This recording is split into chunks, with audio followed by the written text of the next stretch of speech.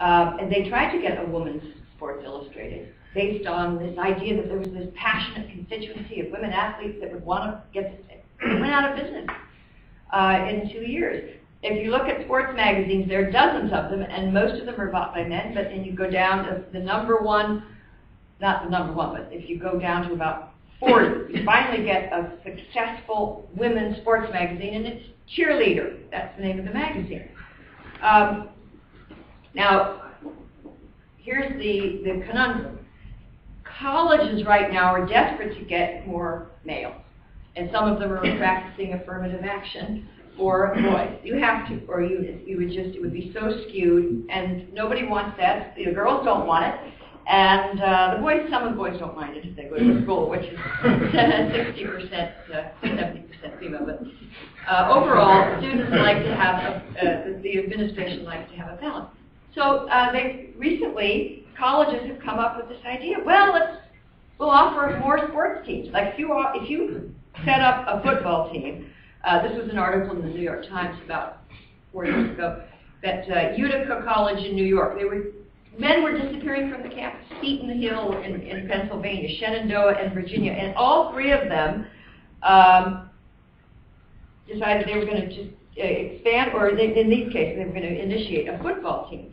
And as one of the athletic directors, I think he was from Shenandoah, said to the New York Times, you would be hard-pressed to find any marketing expert who could get you 100 new paying male students in 1 year, but if you add a few football coaches, and you can do it. In fact, you could have 200 if you want. But so, for whatever reason, you could disapprove of it if you want. Like, should males just be going to college because they want sport? Well, that's one attraction for young men, and we have a huge gap favoring females. So you could add a football team to attract young men. Here's the problem. As soon as you do that, you're going to be running afoul of Title IX, which says you have to have proportionality. And it's so absurd. I'll just give you an example. Howard University is traditionally African-American college in Washington, famous, but it is now 67% female. And but women are only 43% of its athletic program. So the Women's Sports Foundation, Billie Jean King, her group, they gave it an F. Fail.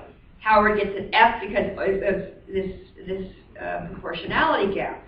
Now, in about 5 or 6 years ago, they cut men's wrestling. They always cut wrestling. Some wrestlers said wrestling survived the fall of Rome, but it's not going to survive Title IX. I don't know what's happening with wrestling, but anyway, that was cut, and they cut men's baseball, and they added women's bowling, and they still didn't narrow the gap. You still had all these guys that wanted to play sports, and they just couldn't get anywhere near a sufficient number of females. And unless they cut about half of their current male athletes, it's going to remain on that list, Billie Jean King's list of failures. And they'll be subject to potential threats.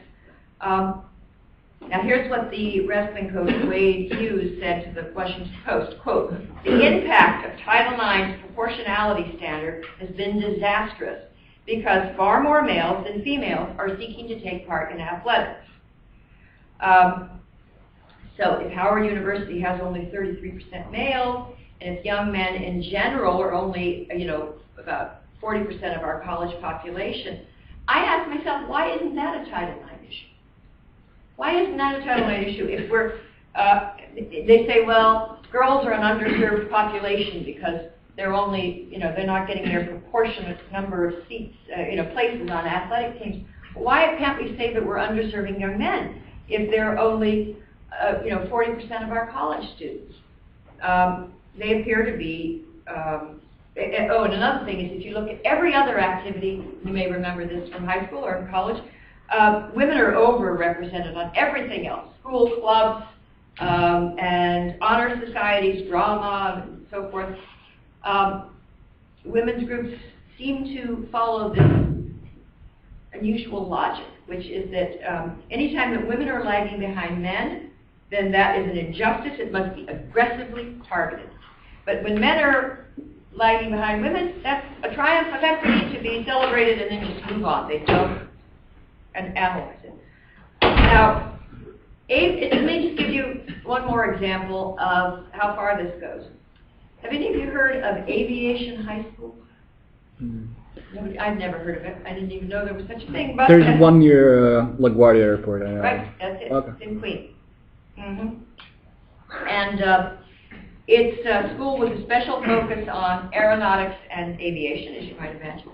But it's also 75 to 80% Hispanic, African American kids, a lot of kids from low-income families, and it has a strong appeal to students who thrive in a setting where I visited the school. Half the day they do English and math, and the other half the day they're working on, I think it was FedEx donated a 747 to the school, and the kids could go and have internships and tinker with this thing, and they take all these courses, and they have to actually construct a motor from scratch, and all the raw materials. They take courses in these topics, and they can sign up for these internships at hangars at JFK. Anyway, they have a tremendously successful program.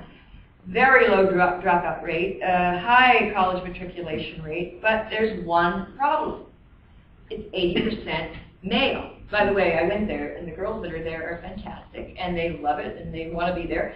But they're never going to. They don't appear to be able to attract many more girls than that. And then they try very hard, but they just have far more guys that want to do this than girls. Now, to me, as an equity feminist, not that surprising. To me, the sexes are different, although there are exceptions. We needed feminism because there are people who defy the stereotype, and you have to make a place for them in a fair society. Well, the National Women's Law Center, the AAUW, the same groups that are insisting that we have proportionality. If you've got 50% women, you have to have 50% students, 50% on your team. They're going after Aviation High School, and they're saying that this is an example of, on the basis of Title IX. So now we're going from, it's happened in sports, and there's been a huge, impact on male teams, and now they're moving towards programs like that, and to math and science, because if I were to show you a chart and a graph, women, I said before, psychology, PhDs, degrees, it's 70% women. Humanities, not that high, but getting to be, for the PhDs, certainly for the undergraduate degrees. Anthropology, all those fields. But there are two fields where you still find far more men than women. What would you think those would be? Generally, math and science, but actually not all science. Biology, women are thriving and moving up, and will probably be getting the Nobel Prizes in a few years. But it's the physical sciences. It's the math-based field. It's math, yes, physics, chemistry, engineering.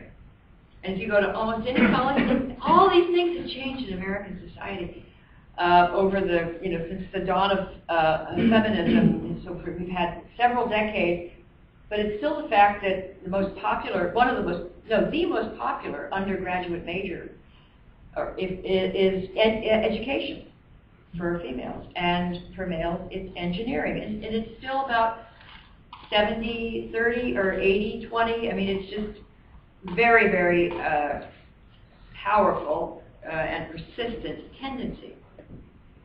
Now, as I said, if you ask, I think it's reasonable to say that males and females are different. If you look at the evidence, males have better spatial reasoning abilities, better rotating three-dimensional objects in their brains and their minds. Girls have better verbal skills. Males are bigger risk takers. Thrill seekers. Look at any kind of crazy, off-the-wall, hyper, super dangerous sport. There will be women there, but there'll be far more guys. Males, both are competitive. Men and women are both very competitive, but in slightly different ways. And little boys, their characteristic play is classified by playground experts called rough and tumble play. And it involves a lot of running, chasing, fleeing, sound effects, often accompanied by, screaming. Now, little girls do it too, but boys do it a lot more. And when I was writing my book, The War Against Boys, I read about an experiment by Hasbro Toy Company in New York City, in Providence, Rhode Island, where they brought a lot of kids in to do, where they were thinking of marketing this house / sort of a playhouse / fort to kids, and they were wondering how the children would interact with it. And they brought boys and girls in, and the girls played constructively with the house, and put the dolly in the doll carriage, played, they were making meals and so forth. And the boys came and, without exception, just took the baby carriage and catapulted it from the roof. And the researchers said they really are different. And just one other example, and then back to Title IX. There's a book written by Vivia, I always forget her middle name, Vivia Gusson Paley, and she was a MacArthur Genius Award winner, but her specialty, she was an expert on early childhood education. And she wrote a book in the early 80s about what it was like to teach 5- and 6-year-old kids. And I'm just going to tell you her observation about boys and girls, and then get back to Title IX. She describes what it was like to take the kids in her school, these are young kids, 5, 6 years, to a tumbling room, where they could just run around and tumble, throw themselves on the wall. I don't know what they did in this room. There were structures and ladders and mats, and they could go crazy. Quote, "The boys run and climb the entire time they are in the room, resting momentarily when they fall down dead. When the girls are left alone in the room without the boys, they run and climb and become much more active. But then after a few minutes, they suddenly lose interest and move on to quieter activities. Let's paint. Let's play in the doll corner. Boys, on the other hand, never lose interest in the tumbling room. They leave only when forced to. No boy," says Miss Paley, "ever exited on his own." All right, well, by the time these kids get into high school or college, I think these tendencies are still there. I think if you look at how we are in college, the girls they're in the tumbling room, but they're also in the art program, and they're in the anthropology and humanities and dance and drama and so forth. A high percentage of young men are still drawn to the tumbling room. And if they can't be in it, they want to be near it. So we even look to see sports fans. I wrote a paper the other day because there'd been a report from a feminist center at USC about how outrageous it was that after all these changes and improvements in women's participation in sports, the sports page and the cable news is still dominated by men's sports, by the NFL and by the NBA, and they were really angry that the WNBA got so little attention. And I looked into this and found out that people don't like the WNBA.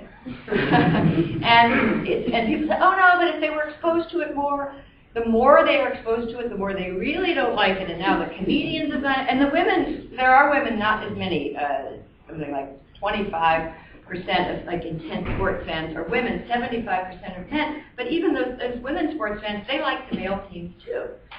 So I don't know. So I don't understand this idea that you can kind of force people. It's some law of equity that you have to watch these women's teams. But anyway, as I said, by the time they get to the well, let me ask you this: how many of you have fantasy teams?